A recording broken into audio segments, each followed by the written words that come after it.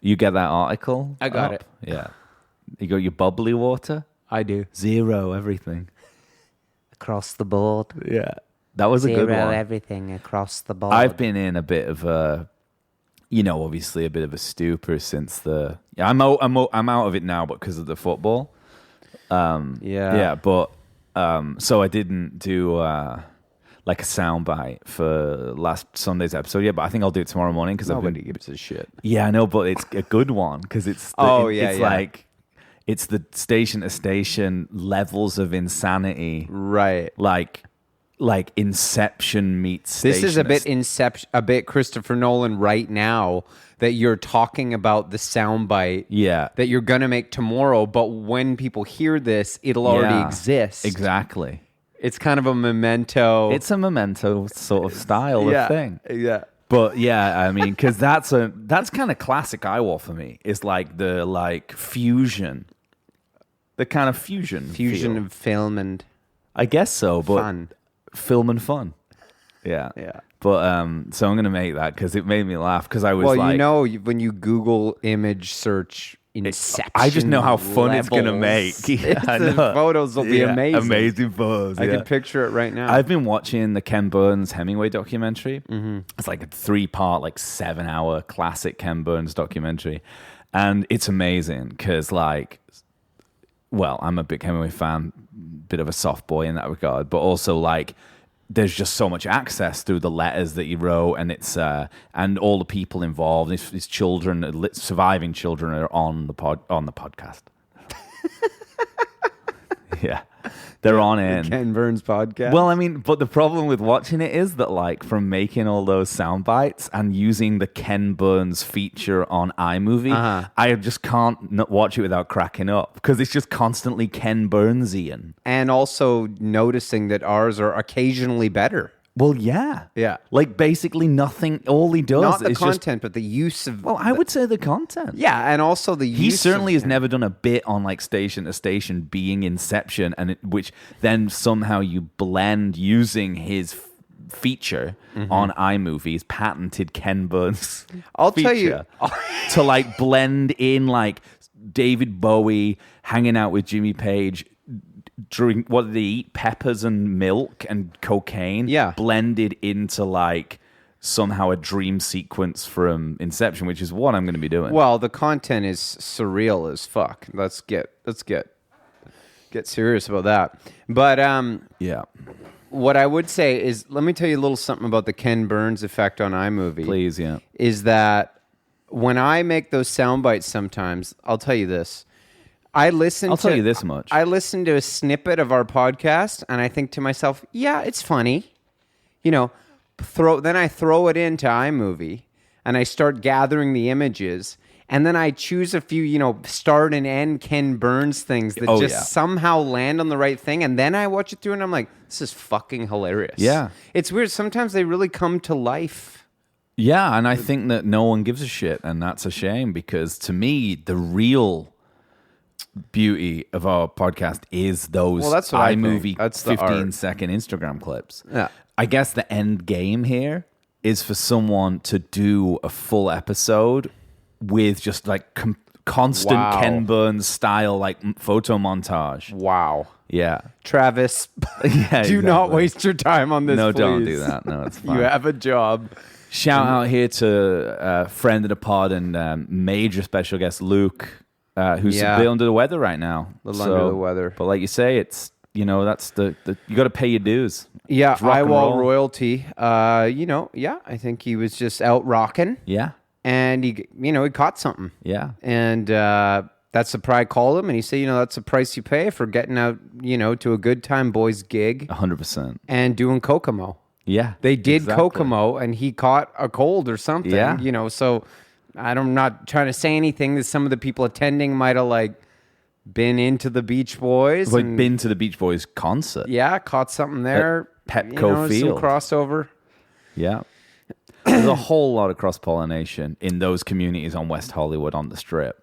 That's a real Iwall Hollywood. Luke sent us the Good Time Boys vocal George, the keyboard player, arranged all the harmonies for Kokomo and very speeded them down so that the boys could learn. Kind of like that Tusk documentary. Aruba, Jamaica. Ooh, I wanna take you to Bermuda. It was like that. I listened to the whole thing. It was about 10 minutes long. I'd say George would probably like, if one of those guys is going to give Led Zeppelin a go, it would be George, based on my experience of seeing the Good Time Boys. He destroys Highway to Hell. Yeah. It never gets old for me when he gets up on his stool. Imagine how it feels to be up there. The one time I was in rock and roll heaven. Well, just pedaling A. Really? The good news is that I've never been asked to join the group. Step up. You would step up. But get this. Big news, buddy. Yeah. Luke tells me they're going in a little bit more of a yacht Caribbean vibe. Oh, yeah. And I'm like, what's on the site? He's like, some Al Stewart. Okay. So I'm like, thank God. Finally, I might get the call because I can't cut it with the 80s rock. Man. But I'm like, at least get me up there in the congas. I'll put a bandana You've been saying this for years. Joe Layla. I can do it. Yeah. Well, you've been trying to get the gig, like get the gig in heaven before even dying. I know. You've been talking about it, hoping that the powers that be are listening up there. Yeah. The Big Bopper team. I tried to get the gig playing congas for Destroyer on the Kaput tour. That would have been I put in fun. a good... I was like, I'll do it for free. I'll just please. I was like, I'll just come and do it for free. And if you need a voice stand in, I can step up. You know, if there's any kind of like Carlem Dennis, like if there's notes that you can't hit because he's a bit older, I can come in. Throw a mic up. Yeah, I'll just double you. Just give me a look. I'll jump in. I'll double you. Chinatown. I'll jump in. Time passages. Exactly. Yeah. When I heard there's a lineage.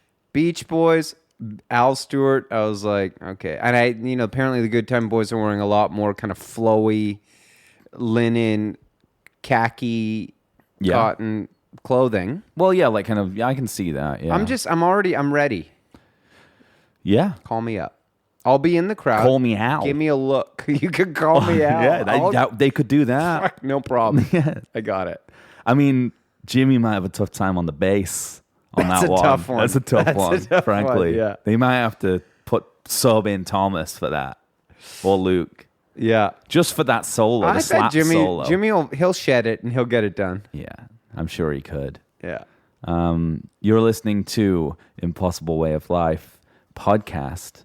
And if you like this, stuff, we have a Patreon. I realize I haven't said that for the last few weeks. We've been kind of busy, though. So, yeah, check out our Patreon. There's an extra episode every week. And, it's $5 or whatever. I mean, like, honestly, if you sign up for something that's $5, like, you'll just forget that you're paying for it. Exactly. And that's kind of our plan. And I know that now that the world's, opening back up, everybody's hoarding their cash because we really had nothing to spend it on. But a great thing to remember is like if you're kind of going to the gym or like going for a run, grocery shopping, going to a band practice, like now that things are opening up, you can listen to this there. That's true. Like you don't have to just listen to. I know a lot of people instead of practicing with your band. Well, I know a lot of people like listen to this stuff and like they take notes. Yeah. And stuff. But it is okay to be a casual listener. That's what I'm saying. That's fine. Yeah, it's funny you're saying how we've been busy lately, and it's one of those times that it's both beautiful and it's sad that we haven't seen as much of each other this past little while. But at the same time, it's one of those nice times where we're actually being musicians lately. Yeah, it's true, yeah. And it's like, because the truth about it is that we love doing this podcast. We take it very professionally, but we are musicians. It's one of those times, sometimes in life, we get busy with music, and that's a nice thing as well. Yeah, and I'm looking forward to being able to tell people all about that as this podcast grows and our community grows, because there's lots of extraordinary, interesting journeys on the way. Yes. So you got the bubblies today. I've got this. I went to Parthenon, the Greek place, Greek grocery store on Broadway, and like, McDonald's or whatever. Yeah. And I got some like they have a great like bar. You can get like olives and feta and like hummus and stuff. And I got this sparkling water. because it just looked cool and it has like a Greek name. Very salty. You got to check the ingredients, buddy. Make sure it's 0, 0, 0. Let's have a look here. This is like for sodium, dude. Oh my god, dude. What? It's like per 1.5 cup. Per half a cup, 10% of your daily sodium. Oh, dude. I'm going to be dehydrated. That's brutal. Look at the size of that bottle. I've drank the whole thing. Oh, no. You got to check it, Dude, man. this is like mostly salt. Why is there salt in it? Because it's... In water? It's like, you know... That's what killed the ancient mariner. Well, it's not seawater. Well, but Sea Walter's salt. Walter? Was that his name? I don't know.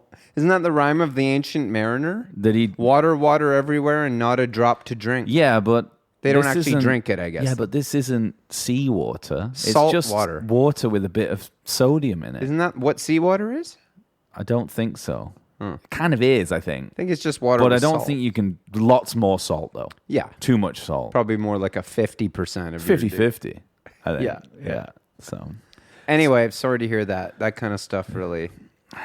I mean, I don't mind. It's kind of got a European approach to it. Right. But Before we get into talking about the most Spinal Tap group of all time, it has to be them. But Well, can I don't you just know. tell me what happened in the football game? They lost in penalties, but was it like, I don't know enough about the sport. Was it like, oh fuck, like they should have scored those goals? Were they good saves? Were they bad shots? What? and penalties are a free for all, I know. think, you know, so... It seemed like they weren't great shots the last couple. I think that, like, people... First of all, in the game itself, the best team won, unfortunately. We played well in the first half, got pegged back. They bossed it in midfield.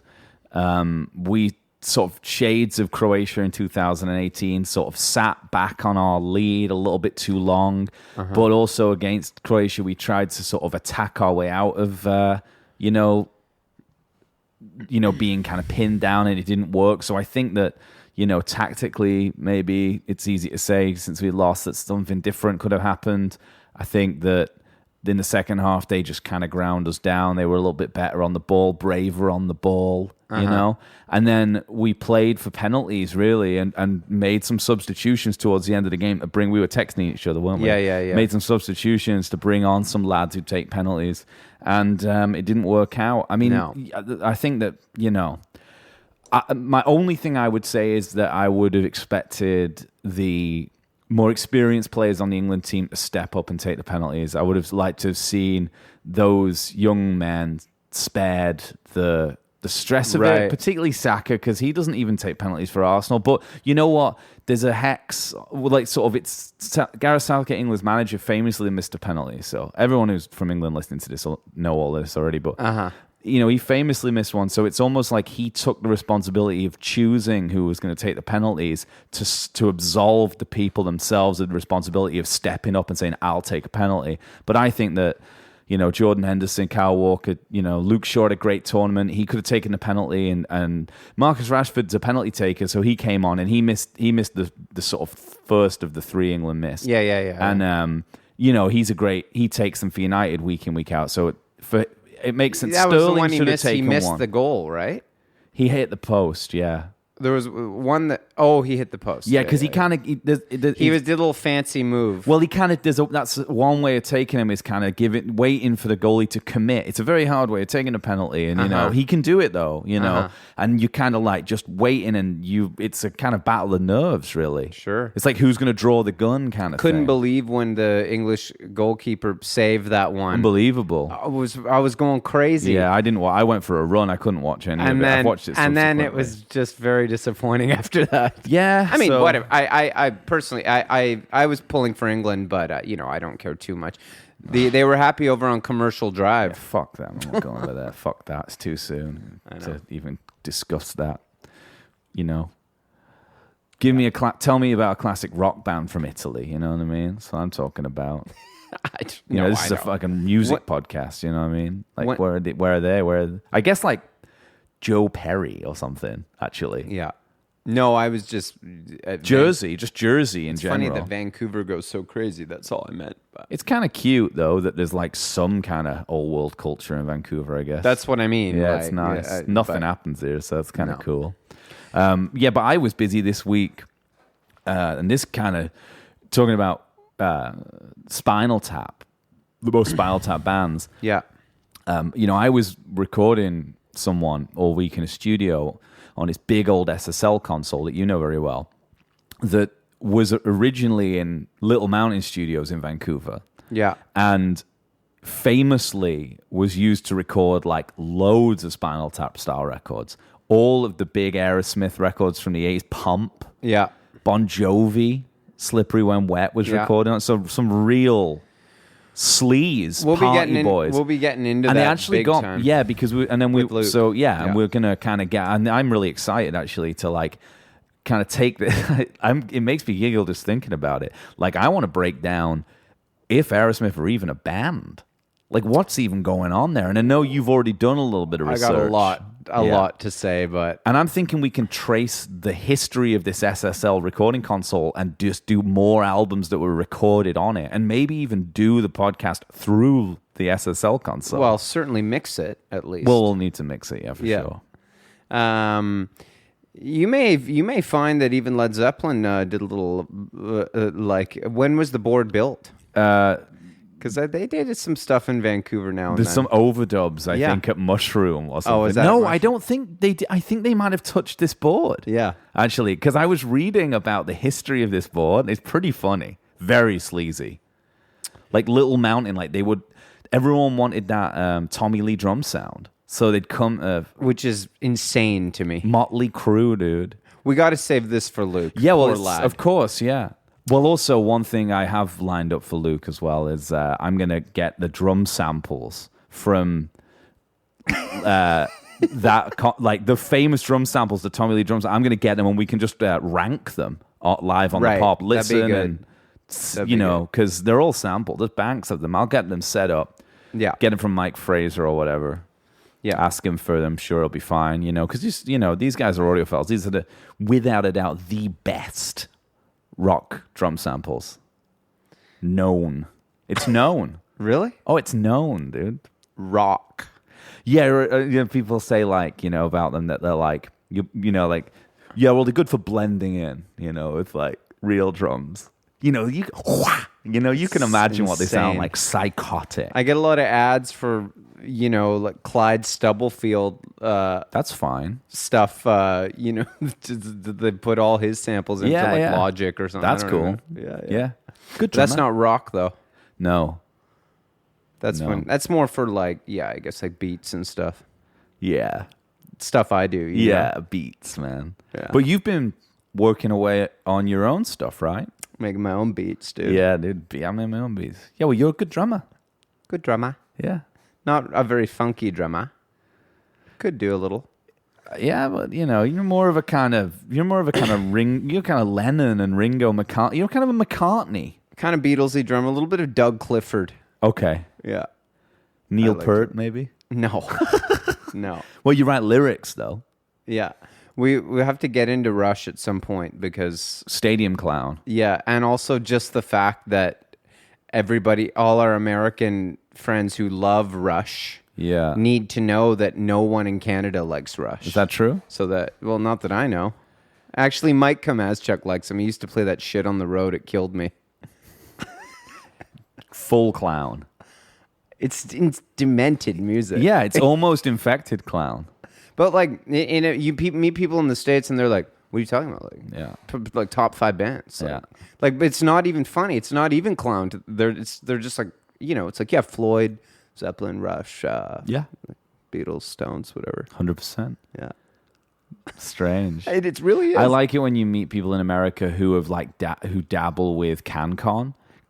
Sort of like classic rock bands like Chili Whack. And they'll say that. And obviously we know. Called Chilliwack, but good band. And we're allowed to say this kind of stuff because all my American friends do is make fun of the fact that I'm an idiot when I go down there. So. Well, also we have to say it because we're a CanCon podcast. Yeah. You're not even legally allowed to talk about music in Canada without at least 30% of it being in a Canadian accent. We have to mention Rush or Chilliwack or something Once every 5 episode. minutes. Yeah, at least. Yeah. Well, it's once every 3 bands or something. Yeah, I forget the actual rules. The we haven't ratio? been checked in a while by the FDA. DC. Yeah, it's something like that. The DEA. The CADCP. Yeah, exactly. Yeah. But, we're taking it seriously as proud Canadians. Yeah, we sure are. And guess who's taking it seriously? We are. There you go. Very good. I like how you did that. That's true. That's so true. Mm-hmm. And also, we've been talking about Little Mountain for the whole thing. Exactly. Yeah. And, apparently I spoke a little bit of a kind of clap back to an earlier episode. I spoke with Pedro, the engineer at the studio, which has the SSL great guy, workshop. great guy, listener, friend of the pod.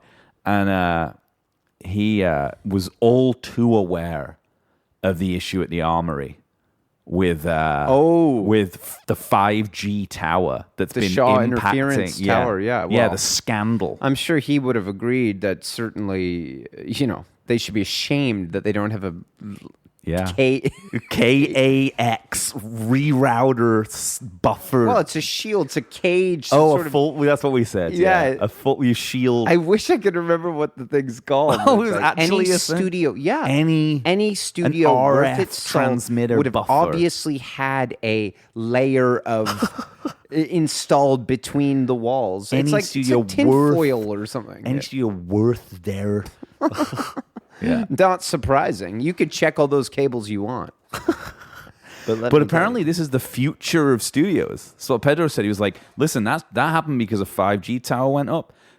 These 5G towers are going up everywhere. Everywhere it's going to be like this. And I started thinking, maybe I'm going to go protest the 5G things. Wow. Maybe it's the Venn diagram of like anti-vaxxer 5G COVID and stuff. I'm going to go to the protest like, oh no, I believe in COVID and the vaccine. Just I work in studios.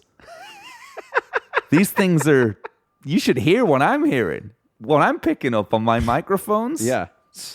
I was trying to record Whole Lot of Love. Sounded like a whole lot of nothing. Exactly. Yeah. Exactly. Just making people listen to it. It's like, would you listen to this? Yeah. Folk acoustic guitar track I recorded? Yeah. It's ruined. Well, another thing, since we haven't seen each other since this, I don't think. I mean, we did do, I can't remember now, but Paul McCartney. Well, we're saving that for Sunday. Oh, are we? Yeah. Okay. You don't want to talk about that? No. Refuse. I got too much to say about it for our next episode. Okay, no problem. Plus, I'll give you something to wait for. Like, we're talking, of course, of the Paul McCartney and Rick Rubin kind of like feeling yourself docu-series in black and white. What the hell is going on? You know? Oh my God. We'll watch it again before the... Yeah, I'd like to. And we also need to watch, the Apple stuff.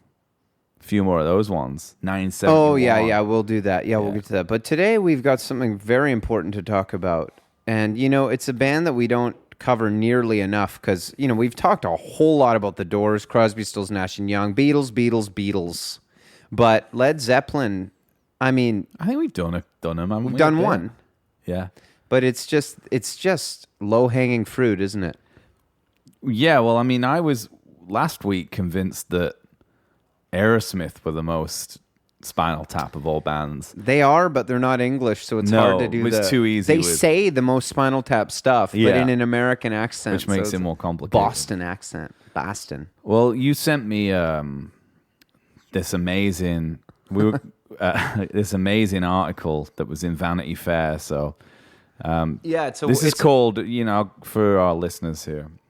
It's by Lisa Robinson, and it came out originally. It's kind of hard to understand because they give it 2 dates, but basically, it looks like she wrote this originally in 2003. But basically, like, Lisa Robinson was a journalist on tour with Led Zeppelin consistently for about 6 years, from 1973 to 79. And I guess like the back story here is that they, as a band, kind of defiantly didn't deal with journalists and press because the critics panned them there, which I didn't actually realize. It's kind of interesting that the critics themselves kind of panned them. But at some point, it seems like they got like pissed off that everyone loved the Rolling Stones, and Peter Grant decided that they needed a press agent. And this woman who worked for Vanity Fair at the time, or was she just no? She was working for Disc, or she like lots of things, right? Yeah, a few different things, I believe. She got basically the job of like being their only like in-house journalist. Yeah, I guess a lot of other journalists were coming and going, but she was like in the green room, on the plane, on the road, on the the stage with them. Uh-huh. And so she kind of goes in this Vanity Fair article through her diaries from 1973 to 79, and it's just kind of made up of these like vignettes that are the most Spinal Tap stuff you could possibly imagine. Shocking, hilarious, Yeah. sad, dark. So it's called Stairway to Excess. It's a Vanity Fair's culture article. Worth reading. Very funny. Yeah. And like, I mean, some of it is too much perspective. Yeah. I don't know though. One thing that I got from it that I thought was interesting, it seems that they have a big rivalry with the Stones. They seem like they've got this kind of like massive rivalry. Like people like still want to party, particularly the partying aspect, where it's like they'll have these parties and people don't come. They're like, not. Well, she says that Led Zeppelin were not fashionable. No, so like the Stones, like Studio 54, everyone's there on a fucking camel. You know, like, and Led Zeppelin have the same party, and like Andy Warhol's not going to it. Like no one shows up. It's just groupies. Yeah, I guess they were just kind of more sleazy. Like it was kind of the dirty sleazy party to go to or something. And not that the others weren't, but yeah, like no one showed up. Yeah, and it really seems gnarly. like it really, really bothered them that people didn't think they were cool. I like when George Harrison showed up to one though, and then threw a piece of cake at Bonzo, and Bonzo threw him in the pool. Yeah, I mean, kind of wondered. I bet that George might have angered him. Well, you know, he was a peaceful guy on the surface, but we know because of the Neil Young "good for a laugh" bit.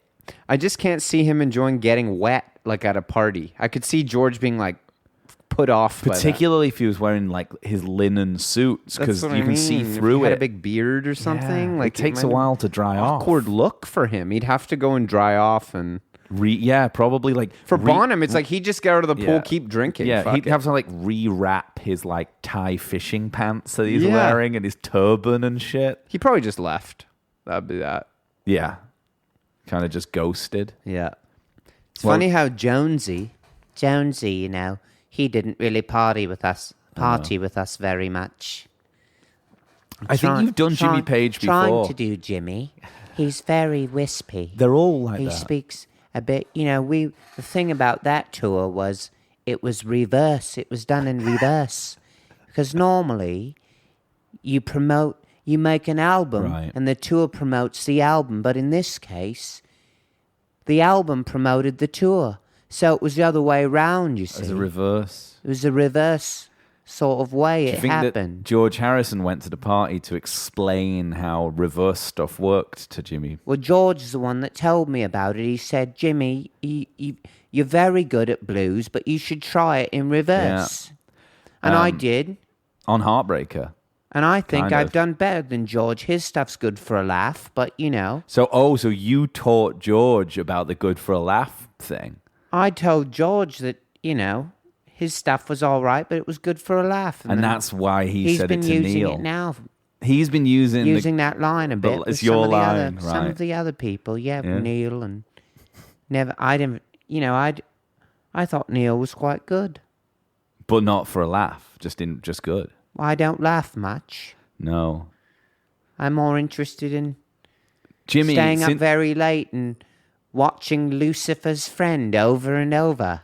Lucifer's Rising. You mean the Kenneth Anger movie? Yeah, no, I heard that one time you actually rented the corner suite at the Plaza Hotel, and you and like a cadaverous David Bowie watched it just doing lines and lines of coke. Well, that's true, you see, and the thing about it is it was quite disappointing because I'd lit some black candles and put them on the television, and they melted into into it, and it stopped working. Well, yeah. And I made quite a fuss about And I that. don't want this. I don't want this. And I called Peter Grant, and I got him to bring me up 12, 13-year-old groupies to make me feel better. Yeah.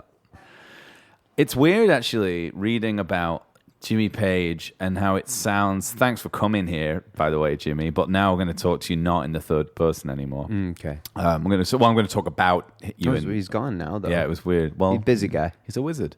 Yeah.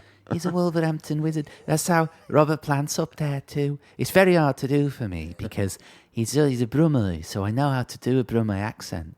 But then when I do it, it sometimes occasionally turns into a Scouser or someone from Wales, and it gets a bit more like this. And I've been trying. See, I've lost it. I've been trying to do it for now. I'm just sound like Gaza. I thought that sounded a bit more I've been planned trying there. to do it for Yeah. about 3 minutes before you came over. I don't know. He's But- very soft-spoken. Well, they're both Wolverhampton wizards. Yeah, that sounds like a Welshman there. It's the W's. Anyway, I was reading in this article, I thought it was interesting that Jimmy Page, anorexic, wouldn't eat. Yeah. Wanted his target weight was 125 pounds. He's trying to get down to 125. Yeah, probably 'cause I've he heard was- that a lot for those guys. Yeah. Lennon refused to be more than 130. Yeah. What's that all about? I guess that was Vanity. the look or something then.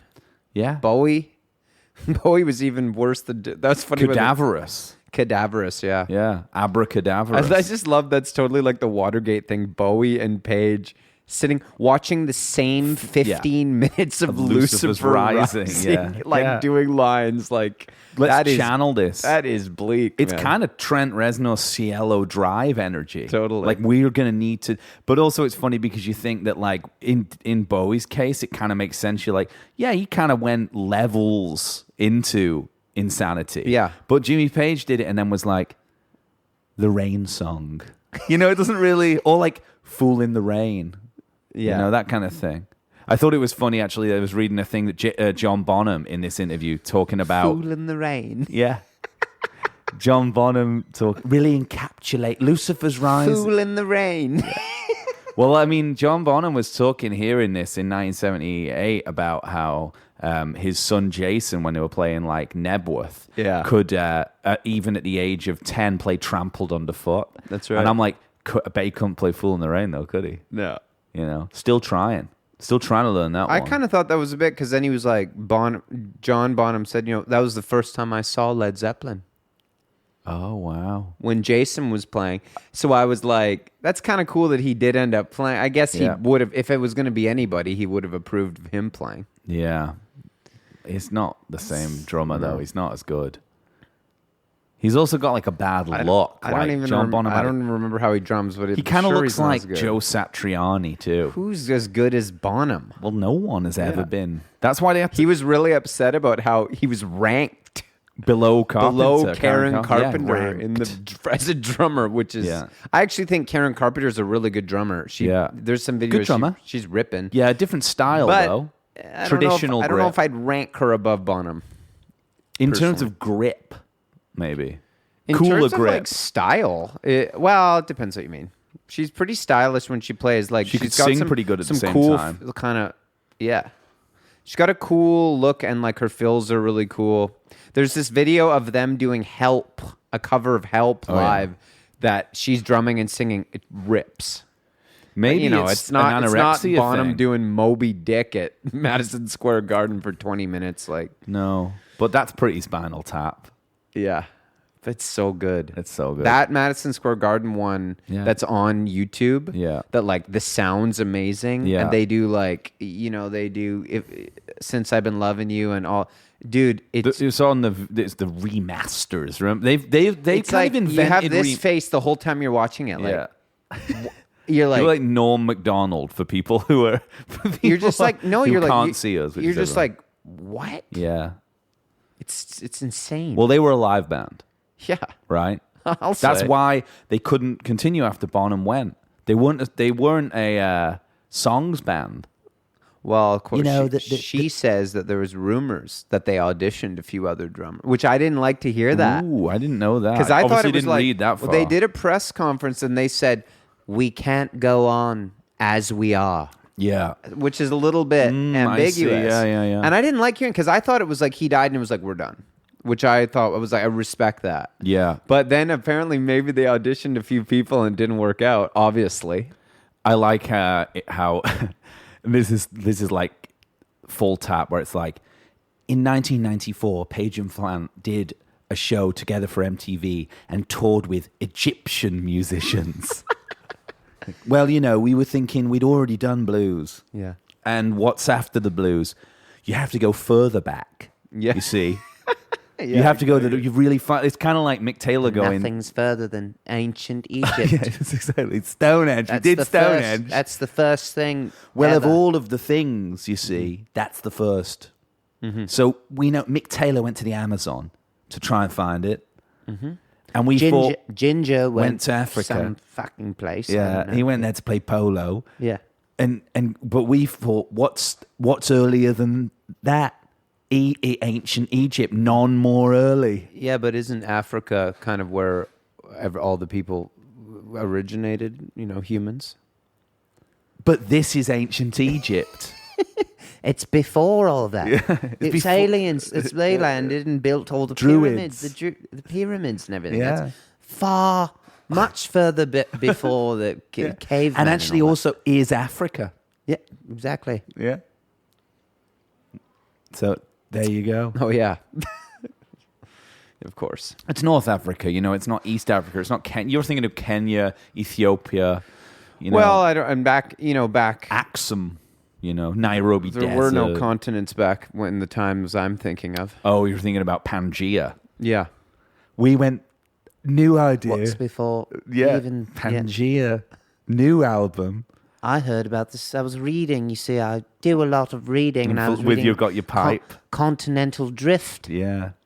See, not many people know that this was all one. We were all one country at one time, or whatever. Yeah. So what's it? Massive So land. what does this concept record sound like mostly? Sounds like it's just all of us. It's everything. It's if somewhere it's like if you could take all of life and put it on an album. And no one's ever done this before. Yeah. It's songs. It's almost like it's in the key of life. Yeah. Yeah. And I've never heard anyone do this before. So. Yeah, it's bluesy. Yeah. It's blues, but Egyptian too. Just sounds like blues though. It's just 12-bar blues. You think that Zeppelin were into songs in the key of life by Stevie Wonder? I think they like songs to get keyed up on life too, which is the different record. I like when there's this part where she tells the band like at breakfast that John Lennon heard Stairway to Heaven and loved it. And they were like, he's only just heard it. Yeah. They seem really like concerned about their egos. Like They all are. Yeah, I guess so. John, I was surprised. I was picturing John listening to Stairway to Heaven and a bit surprised that he loved it. Yeah, I guess too. Yeah, it's a bit kind of like I don't really see. could have seen him being like it's a little bit fancy or something, kind of McCartney. A bit too McCartney with all the three different There's parts. too much going on. Like a trilogy and stuff like Yeah. that. It's a bit a muckety muck kind of thing, Yeah, there's a bit too much going on. What did I read here? Let me just look this up. Oh yeah, this is her. Led Zeppelin was neither, this is the lady who wrote it, a hippie jam band nor an improvisational jazz outfit. They took the blues, Eastern influences, and acoustic folk, and you never knew what they were going to do next. That's right. Yeah. And this is kind of like the reason people hated on him, the journalists, because they couldn't pin him down, and because they'd made their first record of sort of trad blues. Yeah. And then decided we got armadillos in our trousers and kind of got mystical, which is just what every other band does. It's kind of a rite of passage from that time, like the Beatles did. And people felt like they'd let the blues down. It's like the Monterey stuff. That like the interviewers, the journalists at that time, like she mentions that time that they're playing and a journalist shows up and is like, I fucking write for 10 million people Yeah, I like know. you got to let me in. Like fuck this band. And he just he's like more important than the band. And Jimmy like gets in a fight with him or They something. pull a gun on him on a plane or something. I mean, the stuff, I don't know. They're bad. It's so weird to like, because I guess every band, it was like this, but it seems like a lot of the stuff that went on was pretty, it's amazing to think of what a different world, like these sort of partying antics and things like that. And that these young men that just feel that they're golden gods, to quote Robert Plant, and that they just really can do anything without any repercussions. Yeah, it probably worked both ways, though. You know what I mean?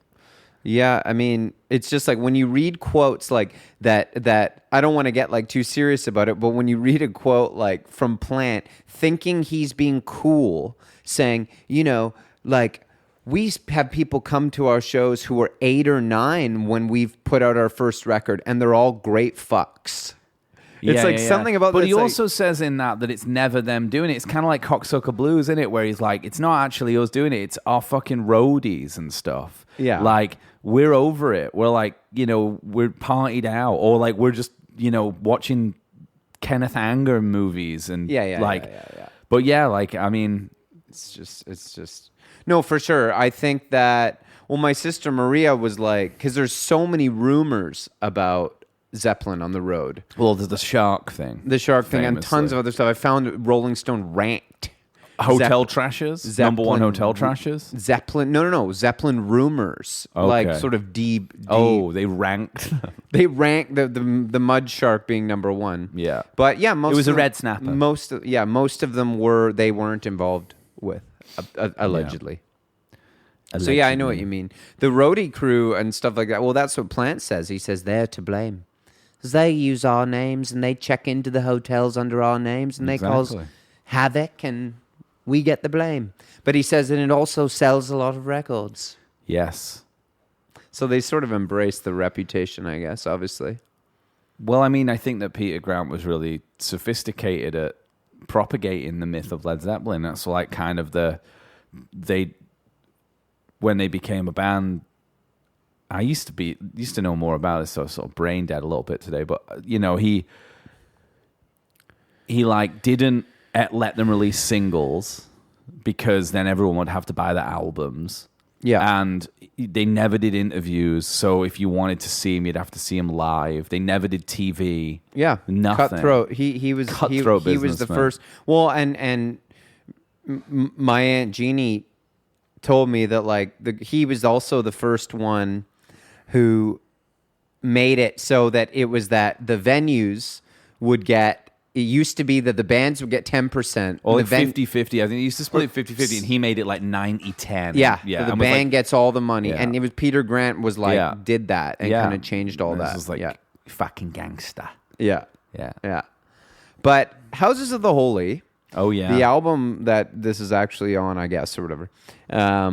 I listened to it the other day and like I love it. I've listened to it so many times, but I listened to it the other day on sort of a drive. Thought it was kind of demented sounding. Well, it's demented, like compared to their other records. And I was like, I sort of had is it really good thing? I was like, because here's my question. I know they left off the title track, Houses of the Holy, which is on Physical Graffiti, I like. But is The Crunge really better than Houses of the Holy? Like 2-word review for that one.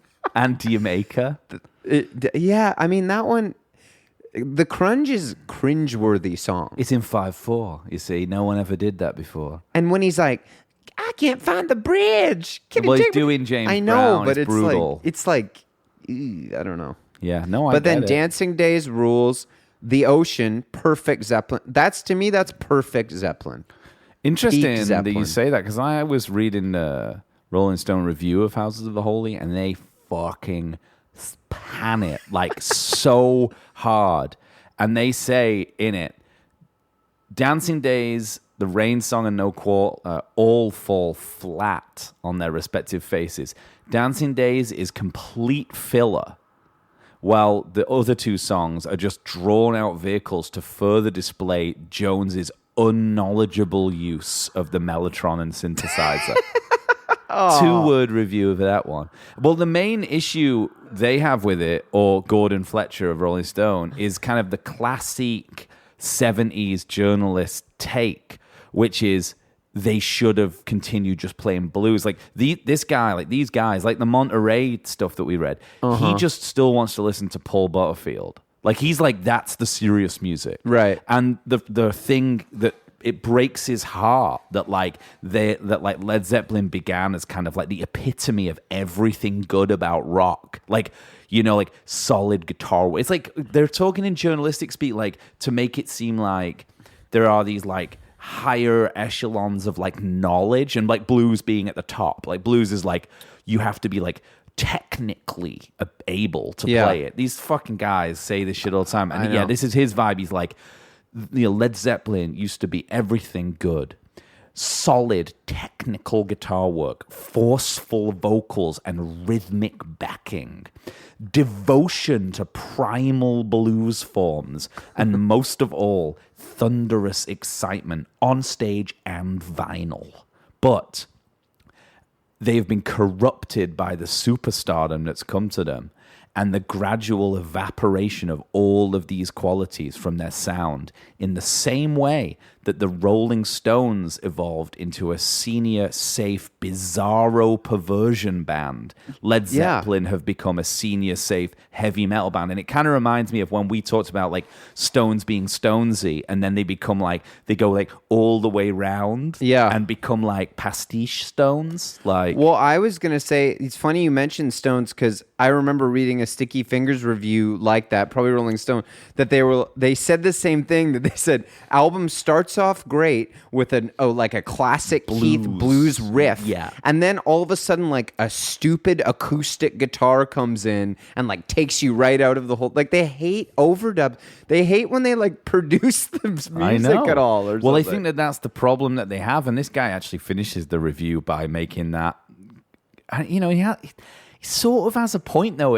I think that like the thing that is the point he's making is like everything I like about Led Zeppelin though. Like I like all their bloated nonsense, and he just likes their raw blues. But he does make the point where he's like, he says here, House of the Holy was 17 months of preparation. Led Zeppelin 1 took 15 hours and cuts it to shreds, you know? And that's kind of like his point. I do prefer the first album. Well, it's 15 hours or 17 months. Yeah, I don't know. I sort of listened to it. I definitely prefer House of the Holy to the first one. To the first one? Big time, yeah. Oh, wow. Because it's fucking blues covers and shit. Yeah, I know that stuff, but Babe, I'm gonna leave you and stuff. I don't know. Like I love all of that stuff, but is that even on it? Dazed and Confused, right? And, yeah, but Babe, I'm gonna leave you Good Times, Bad Times. That's ripping, dude. Yeah, it's ripping. Amazing. But I'm into kind of like, I like them when they're being like full tap. Me too. But I guess as a record, I sort of see what he means in that it makes a bit more sense. Like they're trying a lot of different, which I dig, that they're experimenting with a lot of different genres. But when you throw it on, feels a little disjointed or something. Well, listen to this. This guy hates the Stairway to Heaven guitar solo. So this guy's on the wrong side of history. Because he says, Over the Hills and Far Away is cut from the same mold as Stairway to Heaven. It doesn't have that song's torrid guitar solo, but it languishes in Dullsville. I don't know why they let this guy even fucking... That song's amazing. You know, it's like, that's not real. That's not a review. And when I talk about it being anyway meandering or anything, I'm really talking about 3 songs. Like obviously, song remains the same. If you want to see me keyed right up, like going for a run or something, that gets me just amped. The first track, Rain Song, Over the Hills, Far Away, Ocean, Dancing Days, all rule. I guess No Quarter, as much as I do like it, and I know a lot of my jammy musician friends love it. Like, it's good. I think it's pretty good. It's good. Listen to this, though, finishing off here.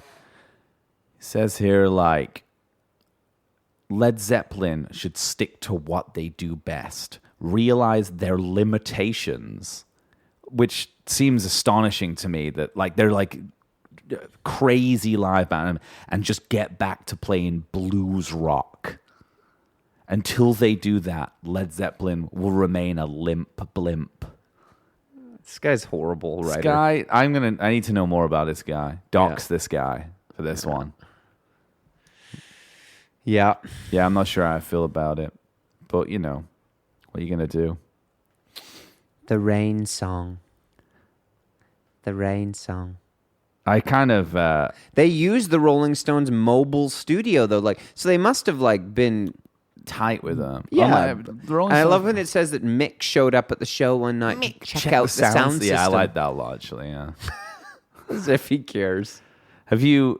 we were talking before about, Song Remains the Same, the movie. Oh, yeah, see, I've seen a lot of the footage of them playing, but I don't know if I've seen the stuff you're talking about. Tell the people. Well, it was just making me laugh because I was remembering. I mean, I probably watched it 50 times on acid with my friends Paul and Nick and Tim and Mugger, and we'd watch it, and it's and because of that, all of the fantasy sequences really ring, it's so stupid. They kind of it's footage, just footage of them sort of obviously the kind of normal playing shows footage, but it's also at Madison Square Gardens, right? You've seen all the footage, they've remastered it, but it's really funny because they had to recreate. They knew that the footage wasn't good enough, so this is so Spinal Tap. They recreated the Madison Square Garden in a sound stage. They remade, they faked it. They mimed to pretend that they were at Madison Square Garden for some of the footage, because the footage they actually had organically wasn't good enough. So they were it was in a studio, a lot of it. Yeah. So they strutted and sweated and were doing it all, but no one was there because they were we've got to look better. But because of it, they got things wrong. So but John Paul Jones had cut his hair, so he had to wear a wig. So he's wearing a wig in half of the footage. and Robert Plant's teeth had started falling out because he was doing so much coke. So you can see on the video sometimes he's got really fucked up brown teeth, and in other scenes he's it's from a year before when he was actually playing Madison Square Garden. Oh my god, and stuff like that. But they never told anyone, but it's kind of obvious, and the clothes don't match up. So Jimmy Page has got a different dragon suit on for no reason, but he's still wearing a dragon suit because he's got the wrong dragon suit on. Oof, that's dark. That's anyway. Tap. I was thinking about and it's interdispersed, and it's so funny. With first of all them being humble guys in their own sequences. So it'll be John Paul Jones is filmed at home with his wife, reading Jack and the Beanstalk to his daughters, and it's look, I'm just a normal guy, Seems like he was kind of. Yeah, and then Robert Plant, I think he's they all lived on farms as well, which is just so spinal. Estates. Yeah, the farms, yes. That's why they could tell the difference between swans and geese, you see. That part killed me. Yeah, I was going to do that. I'm going to find it. So what's Plant doing? Plant's at home with his wife. Oh, no, I think he's just he's at his farm or whatever, and he's just hanging out, and Jimmy Page is sat at a lake in his manor house that he lives in, and John Paul Jones is just with his son at his country estate. They're all just being normal. It's so go but ahead. Then it us to their fantasy sequence, and it's so it's got them in their normal lives, and it's us in a dream, I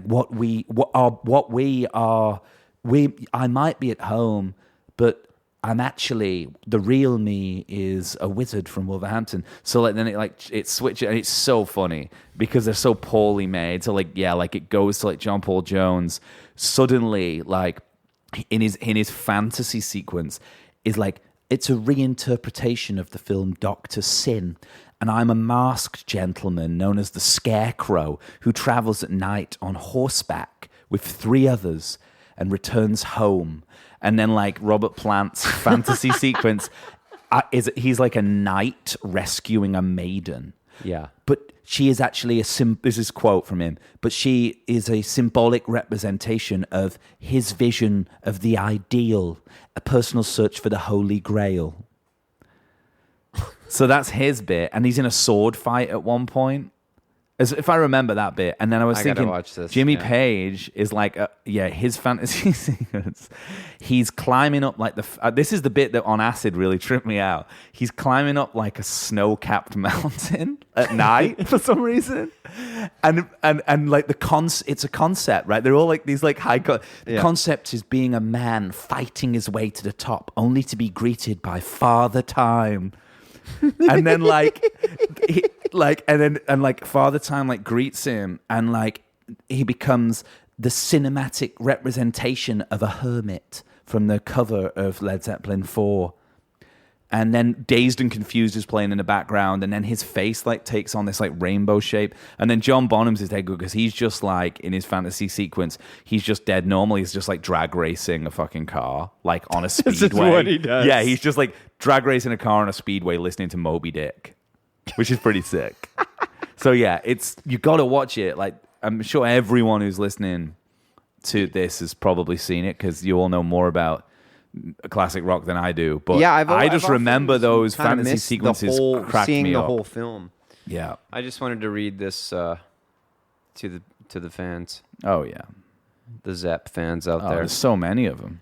May 7th, 1974, New York City. By now, Atlantic Records gave Led Zeppelin anything they wanted, and what they wanted was their own record label, like the Rolling Stones had. Exactly, there it is though. That's like there's weird like fucking massive fucking rivalry. Well, they were the two biggest like stadium clowns. Well, they're not. I mean, I guess like Led Zeppelin are pretty stadium clown, pagan. Yeah, I mean, they're not Rush level, but yeah. Zeppelin Swan Song Records signed other acts. It's too funny, this shit. The 60s band The Pretty Things, Great Scottish band, singer Parachutes, Maggie yeah. Bell, and rock band Bad Company. Yeah. Led by ex-free singer Paul Rodgers. Best rock singer, Yeah. technically. Yeah, Rod Stewart apparently was afraid to share the stage with him. Faces wouldn't play open with Free. No, wouldn't Couldn't let that happen. Freddie would ever go. Yeah.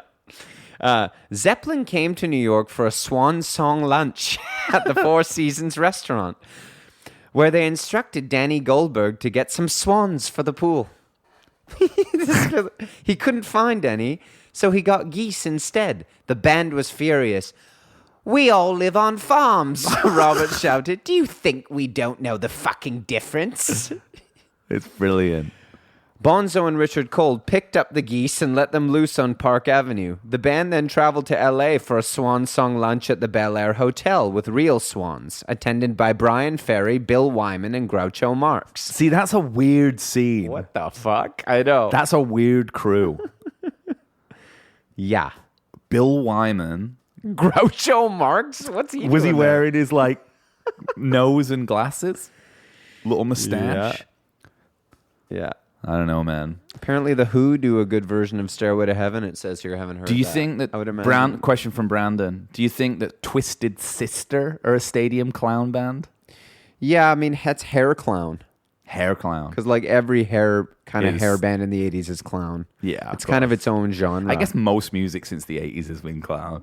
Yeah. There's just like a few things prior that weren't. Well, but that paved- most music's clown, frankly. Well, we all know the 90s is when it actually entered pretty much every genre. Yeah. And took off. yeah, infected music. Yeah. But in the 80s, it was big with that stuff, with the Twisted Sister hair clown stuff. I think you got to think about like with hair, like if I think that she says this in the article that's like, they're like known for their debauchery, and honestly, I just think the journalists and the critics FOMO. They just wanted to party, right? Yeah. And they like couldn't because Led Zeppelin were doing it all. But if they were famous only for that, then Dave Lee Roth would be more famous than them, or Motley Crue. And it's like how they endure in this kind of like legit way, where they're just like legit. They're a legit band. Right. And then it's funny how, I mean, that doesn't really happen anymore. Like I was reading about how they're talking about at Nebworth that Jimmy Page during the Moby Dick drum solo just needed to go backstage for some sexual activity during the drum solo. But like, just like as though it's, Well, it's like to keep just playing. to keep him like. See, that would do the opposite for me. I know, but it's what I'm saying. It's like it's really to think about it and to hear them talk about it like it's normal. Yeah. Is quite bizarre to me because they're scared of I've us, you never see. heard a musician speak this way. They're scared of like- us. Well, I remember seeing Jay Reattar one time, and it was a bit like that. Really? Yeah, he like fucked someone in the backstage, and they like got, it was just like he was, and then like got behind the bar and stole the whiskey off the bar, and it was like, this is rad. This guy's going off. Yeah. Didn't last very long though, did it? R.I.P. Might be in the 27 Club. Played Was at he- Zulu just before he died. Yeah, well, it would have been on that tour. Yeah, and then he gave us his guitar. He was a cool dude. Yeah. Yeah. Well, yeah, he definitely seemed like he could have probably he was going for He it. could have had a good time with these guys. He was going for it. I like when Robert Plant's like just talking about their sexual. But what he said In is his like I kind of get it. little He's like red underpants. He's like, we'd play for 3.5 hours. It's crazy. Yeah, how- and he's like, and when you do, and he's like, and we just be exploding all this music Yeah. on the crowd, It and he's keeps like, and when exploding. that's finished, you're not going to go back and have a cup of cocoa. He's like, of course it was out of control, Yeah. and I get it. Like, Yeah. and It and is he crazy said, that they some nights played I the wanted to fuck the whole front row. Yeah. Amazing. It's quite not. It's just like it's pretty gnarly. Yeah. I don't know. She loved it, the Vanity Fair one. She said, but I couldn't believe it. 3.5 hour show. Max I'm doing is about, I'm trying to get away with 45 Oh, minutes. I'm sure the show was amazing. But 3.5 hours every night. Oh fuck. They're gods up You there. can't do that without drugs and booze. And I I'm wouldn't sure- watch anything for 3.5 hours. I wouldn't watch the Beatles for an hour and a half. Unless I had a seat. You've said that before. Yeah, that's Yeah. one of your takes. That They you're must have like- been really good. You're like you said that. I remember you texted me one time. You're like name a band that I'd sit and watch for that long. I was like the Beatles, and you're like nah. I remember you About texted me. You were 1.5 like, you were hours, like man. 45 minutes an hour. I'd grab a beer and then I'd fucking. I loved it. Yeah. Okay. Well, let's talk more about. Let's go and have a beer. Yeah, and also I just want to say that I didn't mean honestly to all our fans, our UK listeners. I am quite sorry about the Euro Cup. I did want them to win. Oh, absolutely. I was a little bit, but you know what? I know it's big. We got to take a good look at ourselves as a country in England, the way we treat our our idols, and that's the real takeaway from That's this. true. Okay. All right, man. Bye bye.